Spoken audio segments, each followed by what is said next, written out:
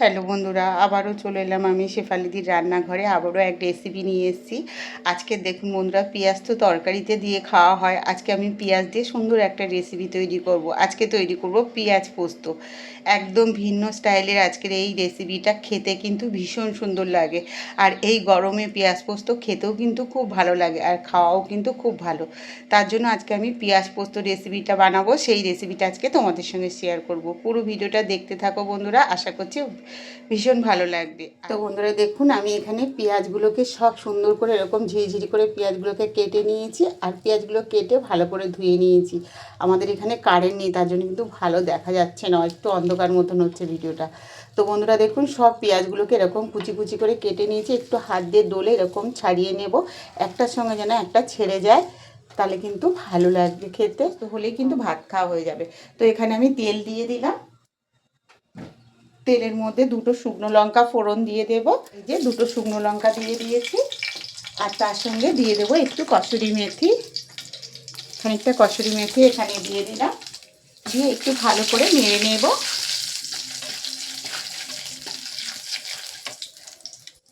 এবার এখানে যে পোস্তটা আমি বেটে রেখেছি, এই যে পোস্ত বেটে রেখেছি, পোস্ত বাটাটা এর মধ্যে দিয়ে দেব।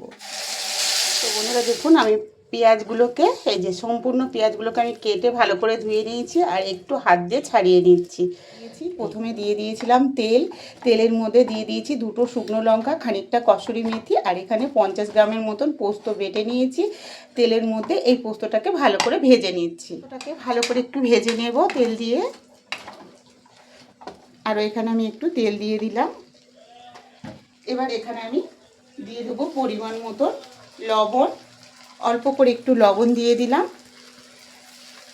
এই যে 1 চামচের মতন লঙ্কা গুঁড়ো, কাশ্মীরি লঙ্কা গুঁড়ো দিয়েছি, ঝালটা কম হবে, কালারটা সুন্দর আসবে। লবণ আর এই লঙ্কা গুঁড়ো দিয়ে ভালো করে পোস্তটাকে ভেজে নেব। আর আগেই বলে দিয়েছি বন্ধুরা, কসুরি মেথি আর দুটো শুকনো লঙ্কা এর মধ্যে দেওয়া ছিল, দিয়ে ভালো করে ভেজে নিয়েছি আমি। এখানে কিন্তু কোনো রকম হলুদ দেওয়ার প্রয়োজন নেই। তো আমি এবার মশলাটা থেকে কিন্তু তেল ছাড়তে শুরু করেছে, দেখুন বন্ধুরা, পোস্তটাও ভাজা হয়ে গেছে, আর এখান থেকে দেখুন তেল ছাড়তে শুরু করেছে। এবার এই মশলার মধ্যে পোস্ত বাটা ভাজাও হয়ে গেছে, পোস্তটাই দেখুন সুন্দর করে ভেজে নিয়েছি আমি, ভাজা হয়ে গেছে। এই পোস্ত ভাজার মধ্যে এবার পেঁয়াজগুলো আস্তে আস্তে করে দিয়ে দেব। এটা কিন্তু খেতে ভীষণ সুন্দর লাগে। তো আমি ভালো করে নেড়ে নেব, পেঁয়াজগুলো দিয়ে পোস্তর সঙ্গে মিশিয়ে নেব।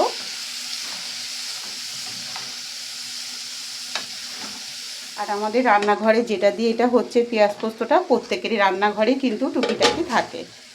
তো একটু ঢাকা দিয়ে দেব, দিয়ে আরও 5 মিনিট একটু কষিয়ে নেব। ঢাকনাটা খুলে আবার একটু নেড়ে নেব। দেখুন আমরা পেঁয়াজ পোস্তটা কত সুন্দর হয়েছে।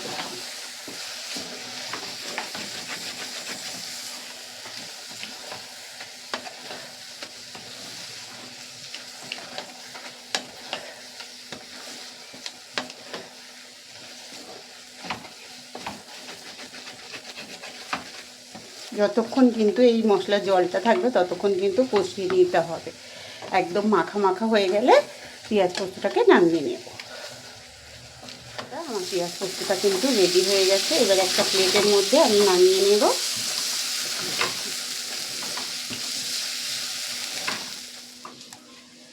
দেখুন পোস্ত ভাতটা কত সুন্দর হয়েছে, পেঁয়াজ পোস্তটা। একটা প্লেটে আমি সবটা নামিয়ে নিচ্ছি।